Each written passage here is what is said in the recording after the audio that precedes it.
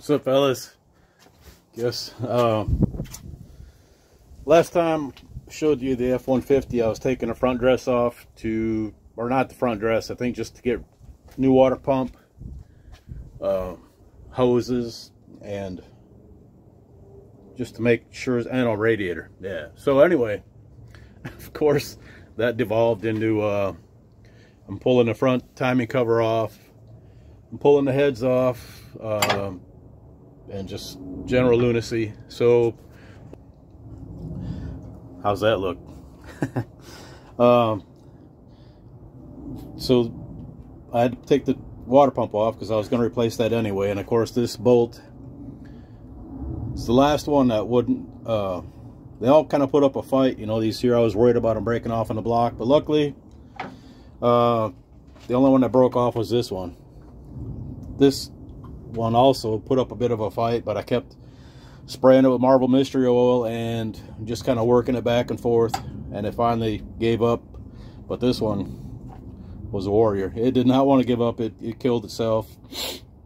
So, but that, I wasn't even going to use this timing cover again anyway. I've got the other one off of McStruggles I was going to put on.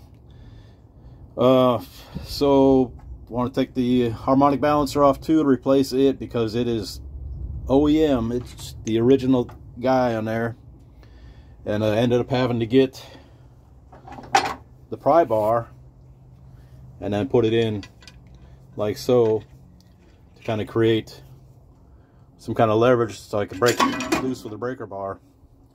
Luckily that didn't happen while I was pushing on it, but I got it broke loose, so I got to pull it off, and then I can get the timing cover off. This has got me a little worried because the gasket's all swelled up from being soaked with oil.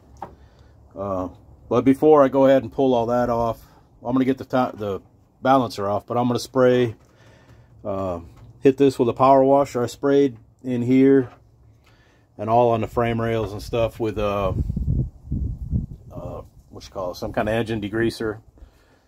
And this will probably come off first. I'm going to get this stuff out of the way. This is the box where the air cleaner housing sat, and of course it's all rusted and nasty. So I'm going to, but it's all one unit with this that holds the windshield washer and a radiator overflow. But I think I can cut it down here and cut this off, so just have this part. It'll clean up the engine bay a little bit. And then one other thing I'm going to do is the battery was over here, and that's kind of nasty too. It's a little rusty. I can get a new one or a used refurbished one on eBay for around 70 bucks plus shipping, you know, tax, blah blah blah. So I'm going to be into it for 80 or 90. Or I can buy a bunch of battery cable, welding cable, and put the battery in the back, which I was kind of waffling on because I wasn't really excited about having the battery in the back. You know, for hauling stuff, you don't want anything to hit it, but I think I'll be all right. I can make a pretty good box for it. And then the other thing I found, of course, was I wondered why the fan wasn't blowing that much air, and I think I figured out why. So there apparently some mouse got in there, and there was all kinds of potential hantavirus down in here. But I got her all blowed out, vacuumed out, and I'm going to hit her with some Lysol and see how it works out. This was the vacuum line going for the, you know, for the heater controls and whatnot in there, and the vacuum line was just kind of sitting over it. They had too big of a vacuum line on it, so that was a big old vacuum leak. We'll get all that remedied, and hopefully I can start getting like start hacking off the exhaust and get manifolds off, valve covers and intake, maybe today. We'll see. Anyway, just showing you where I'm at on that. I'll have a little bit more later on about the heads. I've got a set of ported Explorers that I'm putting on there, and then an HO stock Mustang HO cam. Speed density one, I'll advance it a few degrees.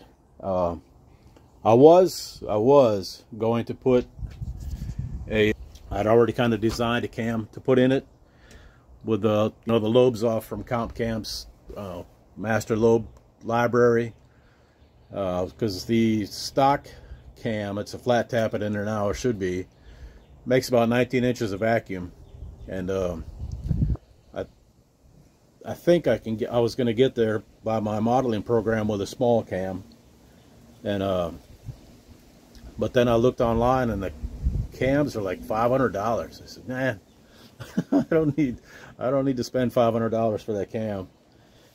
So and because I had a speed density Mustang cam, and they pull about 19 inches of vacuum, it wouldn't be ideal.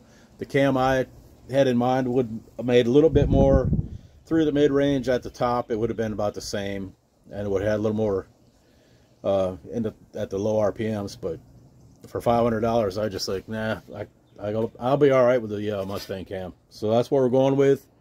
I'll show you the heads later, and also I'm putting the electric fan on here, so I'll show you that too.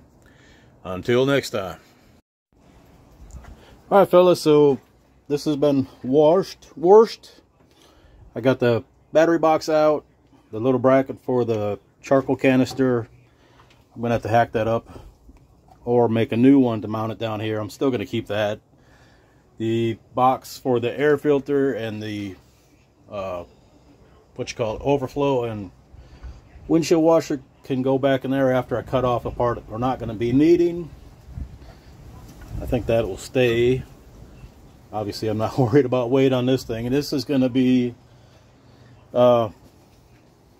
it's not going to be like a dedicated drag or a drive drag, whatever, like say like Kyle's truck or the drag van of Rodney's. This is going to be mostly a daily putz around truck, maybe tow stuff.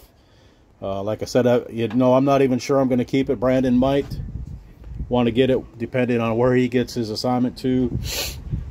So this is going to be a putt slow truck. It's got a 355 gear in the rear end, and that's what it's going to stay with. It's not getting 456s or 410s or nothing like that. The 355s are in there. They work good, and they're staying. Took all the hoses. Every hose on here is going to be replaced. The coolant lines to the heater box. And I also bought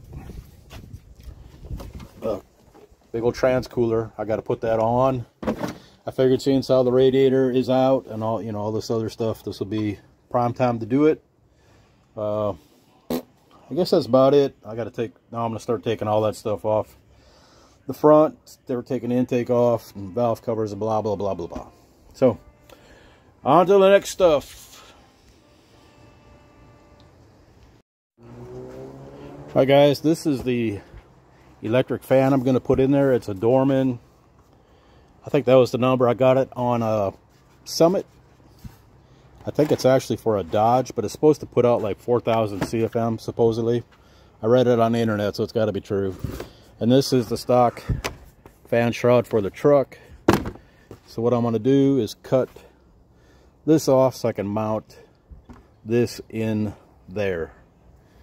I've done it before with Taurus fans and the Mustang shrouds, and it's worked pretty good, so no reason I can't do it here too. And then of course this is their air filter box mount, and then this is for the filter canister. I'm gonna clean those up and hack off what I don't need to keep on there, and then we'll put them back on after they get painted and all prettied up. All right, on to the next one. Alrighty fellas, so we got this kind of mocked up. Just the strap aluminum, this stuff here, 1/8 by 1, going across, just like I did with the Mark 8 fans and the Taurus fans and the stock Mustang fan shroud. There's a little more of a span across here, so it's got a little bit of a wiggle. Hopefully that doesn't affect anything. We'll see how it works out. But anyway, I wanted to show you what it does.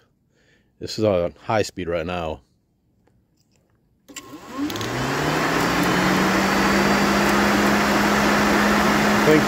I think they'll feel that at the back of the truck, because that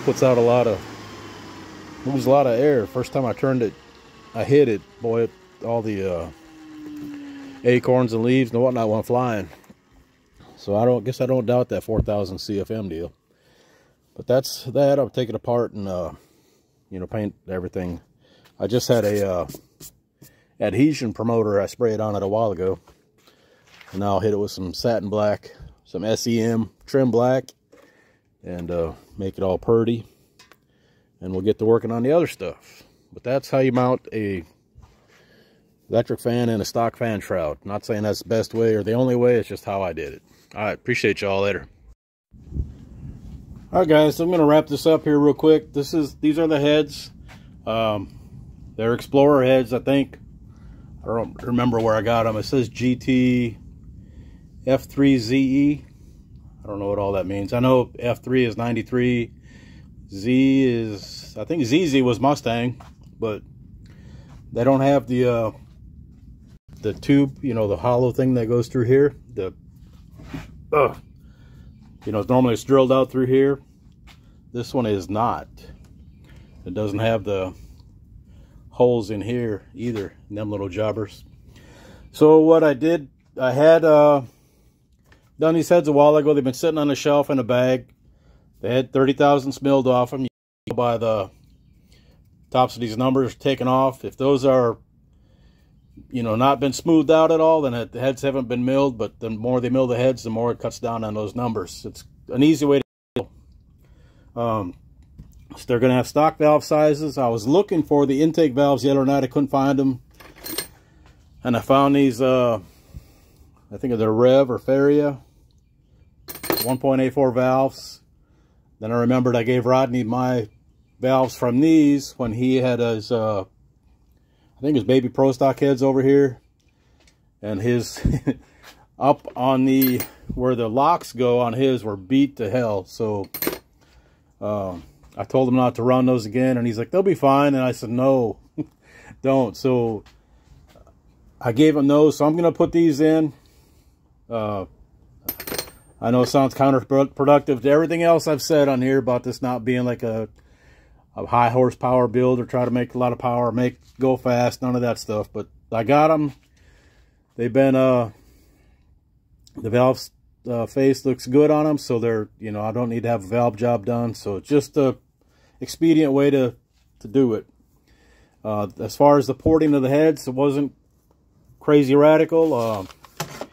In here, right here at the bottom, you can measure the short turn, and it's typically, I don't know what it is stock. I know guys will shoot for 1.67 usually, and these are 1.59, 1.6, so they could be taken out wider. I could take a little more off here. You can see the line, the casting line in here, so I hadn't really gone crazy with these. I just worked on the short turn, made this wider in here at the throat. And the throat, you try to get the throat to at least, you know, like 90% of your valve size. 85 to 90% is a good way to go. Same with the exhaust. And I just put the resin in the ports on here. That is this stuff, Resbond 2350. I used to use a little tube, but I used it up. And I went to buy another one the other day, and that company don't sell it anymore. That little tube was like $24. So then I started looking around, surfified to Google. I found another place that sells it. That big one was $44. So it's actually quite a bit. That's where I got it from. They got an internet website called skygeek.com. Don't ask me to find the link for it on their site. You can find it. I did. That's the Resbond 2350. 907 GF. Look for that. You'll probably find it. And then for the exhaust port, all I did was, let me hold this up here, tighten that.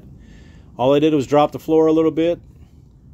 And then, you know, get a nice smooth transition. I could have widened it more, but I don't. Luckily, I didn't widen it. So I just, this matches to the header pipe really good. I didn't really do much with the roof. I just kind of knocked all the casting flash down, and that little, just got a little bump for the exhausting. I run a sanding roll in it to help you guys see what I did. You don't want to take anything off the back wall. Just work on the sides, make it wider, make your throat you know, corresponds to your valve size. 90% or 85%, somewhere in there is good. And then get your, where it goes from your valve face down here to your throat. You got a nice smooth curve all the way out to the port. And that's all I did. And I did, as far as porting, I did mill these for dual springs. I found a set of AFR 8017 spring takeoffs, you know, brand new for $100 or 120, I think it was, on Corral. So I grabbed those up. Ed Curtis is sending me the retainers, keepers, locks, all that good stuff. There's seats to put on. It's way more than I need for the stock cam, but you never know what's going to happen down the road. So we'll be ready.